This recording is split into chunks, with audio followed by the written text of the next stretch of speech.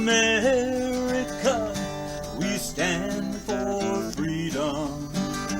Though freedom is never really free, we yearn and strive for government protecting our liberty.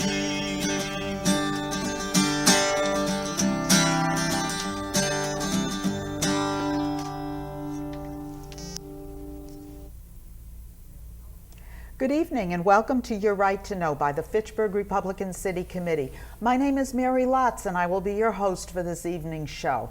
This is such a wonderful opportunity for the MASSGOP to be joining us tonight, and I really welcome Kirsten Hughes, who is the chairman of the MASSGOP. Thank you, Kirsten, for coming all the way from Boston to be with us tonight on our show. Fitchburg welcomes you. Thank you. Well, thank you very much. It's great to be here, and it's always nice to be here with Sue, the state committeewoman out here, and thank you very much for having me, Mary. And Susan, of course, is our a longtime repeat guest for our show, Susan Smiley, who is the Worcester-Middlesex chairwoman for the MASSGOP, and this time I actually read it right off my notes because I have changed your title so many times in our shows as we've been sitting here. It's a mouthful. This is a very interesting night that we want to talk about so many topics, so we will get right to it.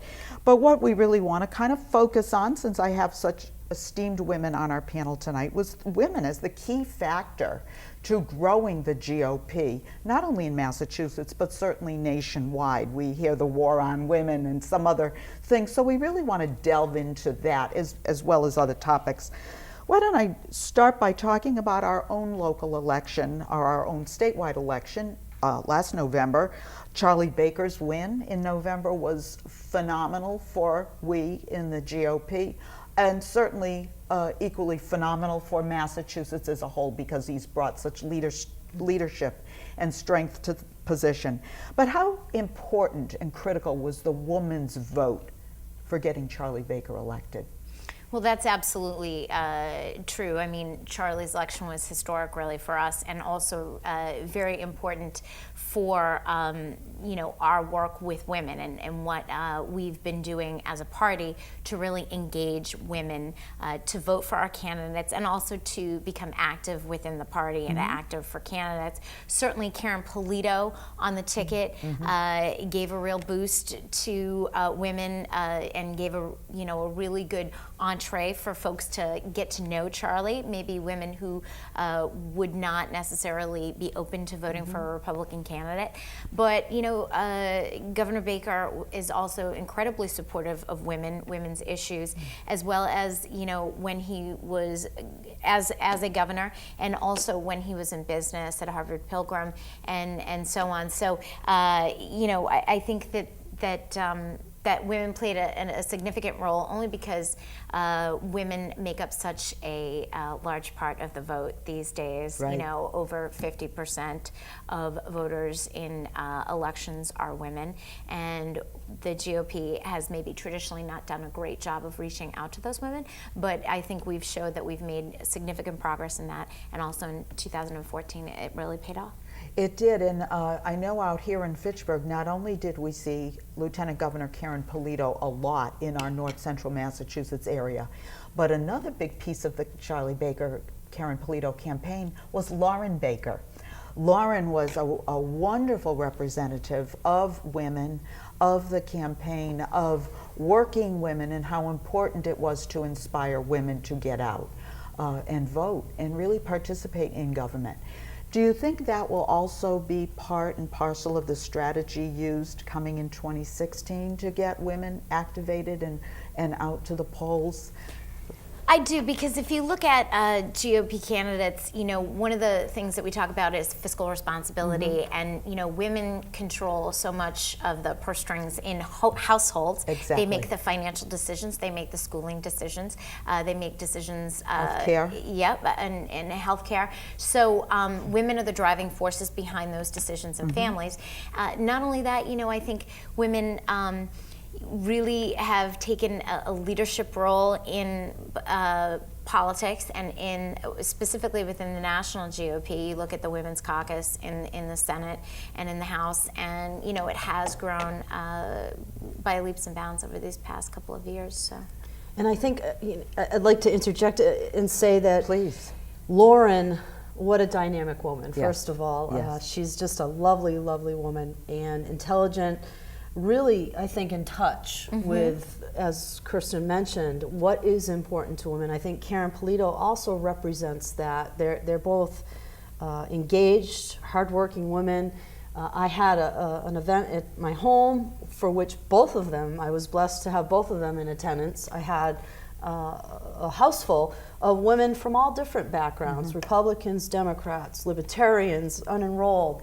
And boy, each one of them resonated with the women that were there. Sure. So I think together, collectively, I think Lauren did an ace job in representing who her husband was, what was important to him. And of course, Karen can well speak for herself and demonstrate what she's done. But again, understanding there's a lot of, I think, conservative women out there that really might not have come out before to say they are Republicans or they follow this particular ideology. And I credit Lauren and Karen for really bringing that out. Another great woman that's done that recently is Hannah Kane. And she just was elected in a special election. And she too resonated with a lot of women. Well, we do have wonderful women leadership in our party in different office holdings. And one of the things that I think about in 2016, if everything goes as it appears that it will be, we will have a woman on the Democratic ticket, leading the Democratic ticket for president, Mrs. Clinton. And what it seems is that women in the Democratic side really look at identity politics. They would look at voting for a woman strictly because she is a woman. And that identity is what's going to carry her across. I mean, you look at some of the recent polls that are coming out. Is Mrs. Clinton honest and trustworthy? And people are saying, no, she's not honest and trustworthy. But then when you ask, but would you vote for her for president? Oh, yes, I would, because she's a woman, and it's time we get a woman in the White House. So it's kind of a dichotomy of sentiments there. We too, in the Republican Party, have a woman who's potentially a wonderful candidate for president, and that is Carly Fiorina. What is it about the Republican Party, though, that we don't look towards a woman with the same, what's the term that I want to say, loyalty, if you want to say, are we more engaged in the global process of politics, that we want to say we're looking for the best candidate and not the identity? What do you think about that? Well, I think simply on our side, we have a larger group of candidates that are interested, and it's more of an open field. I think it speaks to the strengths of our party that we have so many opportunities to elect someone in this presidential primary season, and I think it speaks to the weaknesses on the Democratic side, that there is sort of an heir apparent that this is going to be a coronation of Hillary Clinton, and I can't speak specifically about Carly Fiorina and why people wouldn't support her, but I do think that the array of candidates that we have speaks to, again, the strength of our party and how we do have a healthy and robust debate, how it's not a coronation on our side, and how Republicans truly are looking for someone who's going to lead this country in a different direction and be into a better future for our children and our children's children. And on the Democratic side, it's about maintaining the status quo. And really pushing agenda items and pushing the identity politics to keep control of the White House, and I think that again speaks to their weaknesses as a party. I like that term you use, keeping control of the White House, because if anything, one of the things that I am so proud of about the Republican Party at this point in particular, where for years we've heard that we're the party of aged white men, all wealthy aged white men, is that when you look at our party right now and all of our now 16 announced candidates. We have. Is it 16 already? It's somewhere there. But we have social conservatives, and I'll say like Mike Huckabee and Rick Santorum. We have constitutional conservatives like Ted Cruz, libertarians, Rand Paul.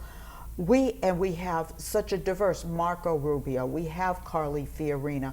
We have Bobby Jindal. We have the diversity represented I forgot about it. Yeah. in our party, and if anything, we should be so proud of this.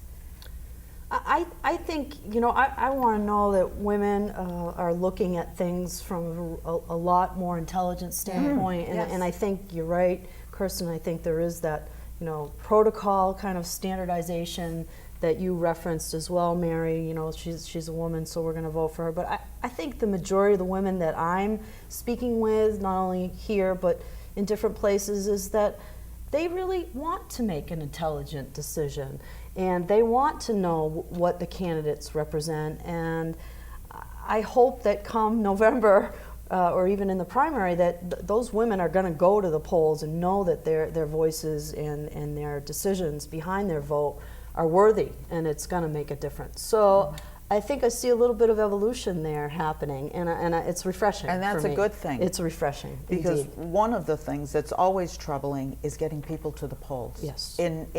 Nationwide polls. In Massachusetts, I work the election polls in Fitchburg on election day. If we see 25% of our registered voters come out, we call that a good day. Maybe when President Obama ran and won twice in 2008 and again in 2012, those might have brought the number of people out to maybe the 35-ish. But that's deplorable when you think of the right that people have to vote, that just sit home. Why do you think that is? Why do people sit home? And how can you as a GOP work to get out the vote? Well, it certainly is something that we've done a better job at, I think. In particular, in 2014, we spent a great deal of time and money and resources and manpower on improving our ground game, because that ultimately is what wins or loses the day. And we can't win the game if we can't get on the field. And, we have struggled in the past in Massachusetts to get on the field on Election Day. Sure. I remember waking up this past Election Day and seeing a flyer outside my door at 7:30 a.m. saying, get out, get to the polls and vote for Charlie Baker and Karen Polito. And I thought, that's when I knew we were going to win. Yeah. Because I said, that's great, because that's what Democrats do in Massachusetts. And the fact that we have met them at the same, with the same force is great. It really shows that we have, we've got good candidates, we've got a good message, but now we actually have the tools to back that up and to actually deliver on Election Day. So I felt good about that. Nationwide, the Obama machine did a great job. In 2004, the Bush campaign really revolutionized the get out the vote effort in states, in battleground states that were key to winning the president's reelection. And then we really sat on our laurels as a party nationally, and things got kind of broken up between different factions. And Obama was able to build really an amazing amount of technical data and a get out the vote model and strategy that was just revolutionized getting out the vote and elections. And in 2012, I know we tried to come up to that. I know the RNC is actively engaged in making sure that we have something that surpasses the Obama get out the vote model and get out the vote strategy. So, and I feel confident that they're doing that. We've worked with the RNC in 2014 regarding their data and incorporating some other things, some of the tools, the online and data and interactive tools that they're utilizing and developing right now for 2016. So, how do you work to get out the vote of people who are registered voters, they're concerned voters, but they choose to stay home? And the case in point is when Mitt Romney ran for president.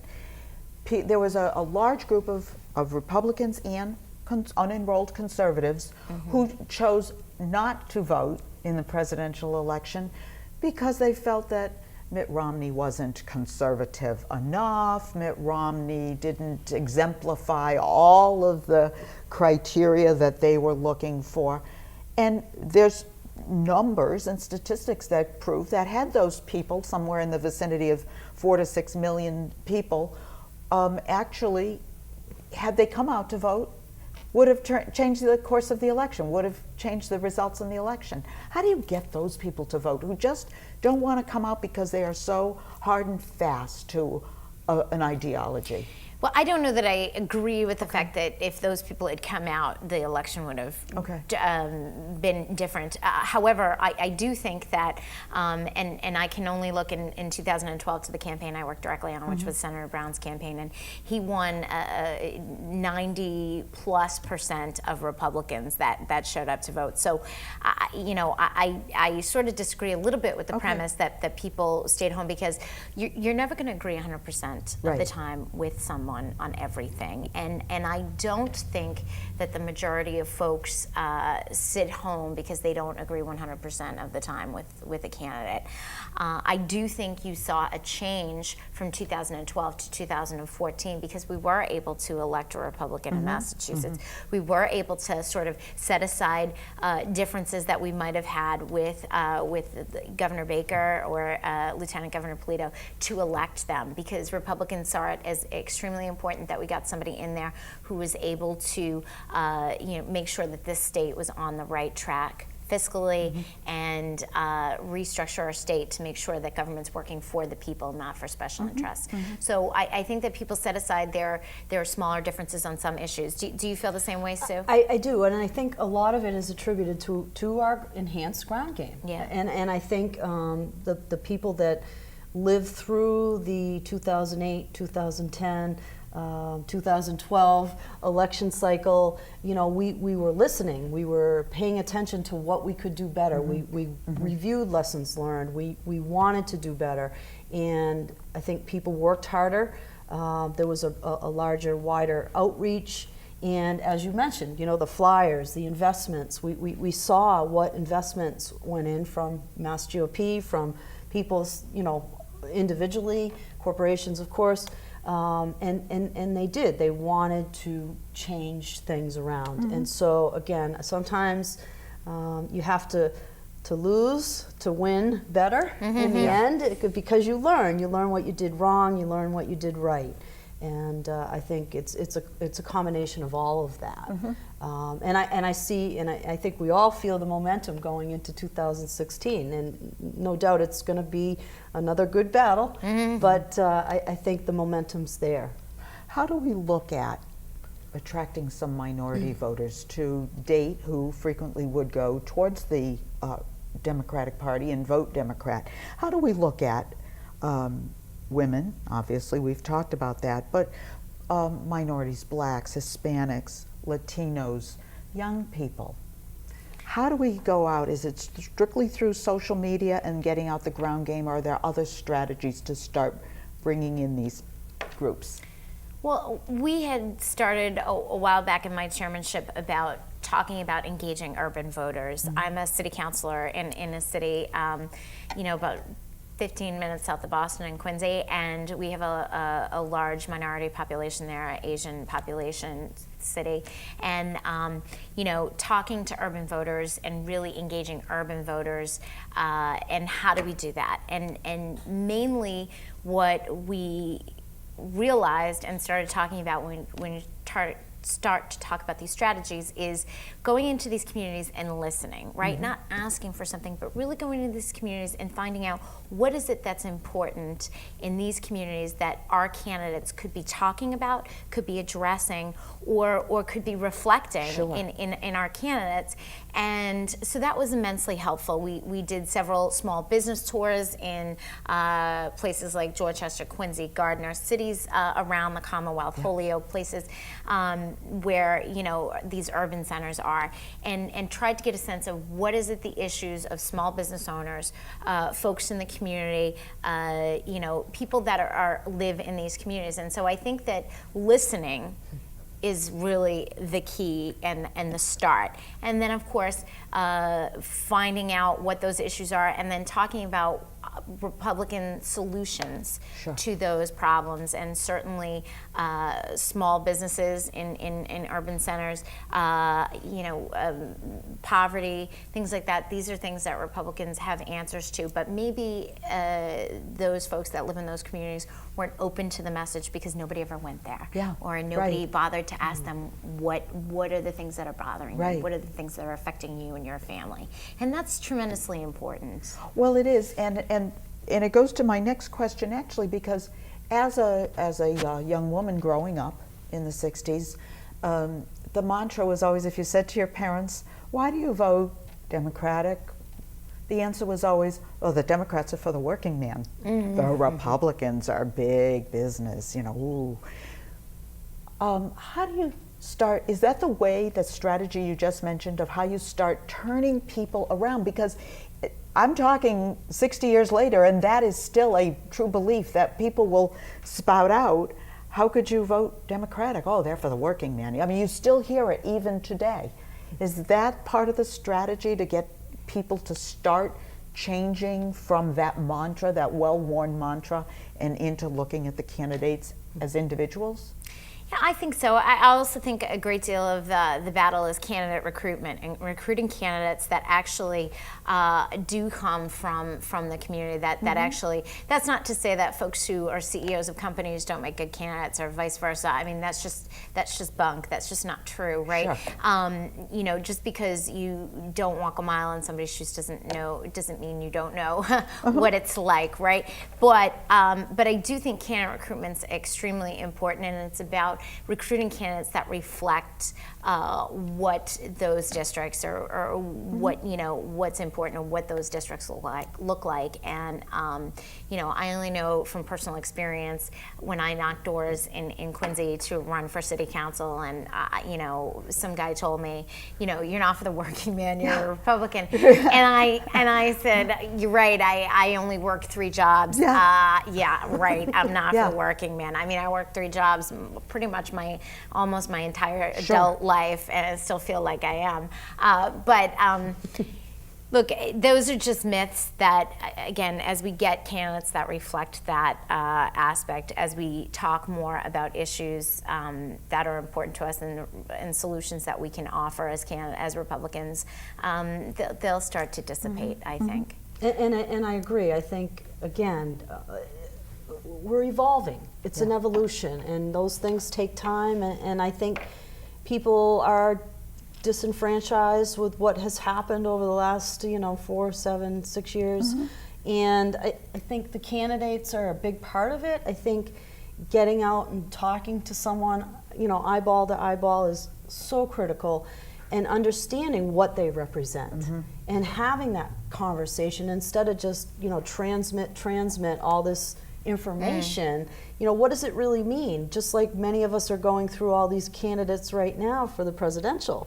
What do they really represent? I know myself, I'm anxious to start listening to the debates starting August 6th, and I think people really are paying attention. People are seeing the Republican Party much differently than they've seen it. There's been a lot of, I think on both sides, both parties they're going through evolution. So I think we're going to see different philosophies. I hope we'll see more people coming out to vote, and I feel refreshed that as soon as people have information, they will get out to vote. Well, I mean, what a wonderful opportunity you just shared with us, going door to door, a candidate going door to door, not just receiving a mailer in your mailbox, but a candidate going door to door. And once the myth of you're not for the working person, you were able to just kind of nip it right there and say, "Oh, he didn't vote for me." He had a sign for somebody else, but it's quite all right. But I mean, you were still able to address it right at that point of origin and start maybe planting a seed of doubt. Maybe the person was his favorite candidate, but right there you were able to plant the seed of doubt, maybe for the next election or for the next candidate on our team that would come around. And I think that's the benefit of really a strong ground game, and why it's incumbent upon all of us in the Republicans, whether you're Fitchburg or Leominster or North Central or Boston or whatever, to get out and work with our candidates.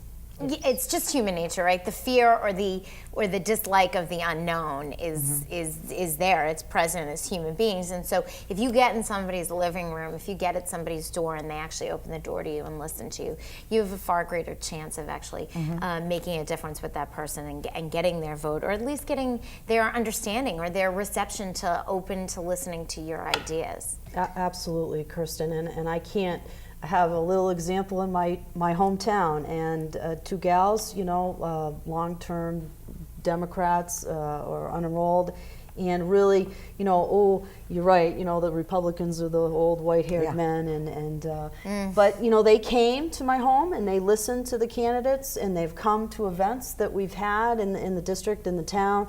And my goodness, I saw one of them write a check to one of our candidates the other day. So can't get any better than that. No, except going to the poll and again, it's getting the education. Yeah. So I think if you're making that quest to get yourself educated, to learn the facts and learn what these candidates represent, you'll see the solutions that our Republicans bring. And I think they're good solutions, and I'm grateful for Mr. Baker being in office. I think he's representing I look at him well as the ambassador to the Republican Party for us. True. Believe it or not, our half hour is over. But I do, when you mentioned local and getting people out, I'd like you, Susan, to just mention a group that you're a chairperson of. Yes, so we have, we're resuscitating the GOP Women's Club of Worcester County, and we have a lot of women from all over the 60 cities and towns of Worcester County coming to us. We meet 4 times a year. We have great speakers come in. We do community events. We do services that we can help other different towns and cities. We're networking. And again, I feel fundamentally based that there are a lot of women Republican out there. They just need to know that there's other women out there that are like-minded, that have the same interests and the same pursuits. And it's a great group. Again, our next meeting is August 30th. We're going to be helping out the sheriff for the senior picnic. And it's at Barber's Crossing, Crossing Route 12 in Sterling. And I am a member of that group. Yes, you are. You're our communications director. And how fitting. Again, I would like to thank you both, Kirsten and Susan. We really appreciate this discussion and helping to move the Mass GOP forward. Well, thank you both. Thank you, Mary, and thanks to Sue, too. We can't do it alone in Boston. We really need you folks out here in the group, so thank you. And as we thank you, we also thank you, the viewers, for watching us tonight on Your Right to Know and sitting in with the FRCC. As we leave you, we want you to remember that your local city and town Republican committee is the only grassroots organization that supports and holds dear your constitutional rights, your liberty, and your values. We'd encourage you to join us or any of your local town or city committees. Why? Because to us, the GOP stands for growth, opportunity, and prosperity, and because we always stand for freedom. Thank you and good night. America, we stand for freedom. So let us all unite to yearn and strive for our republic that reflects our values, that preserves our rights, and goes forth in power and might, that reflects our values and preserves our rights, and goes forth in power and might.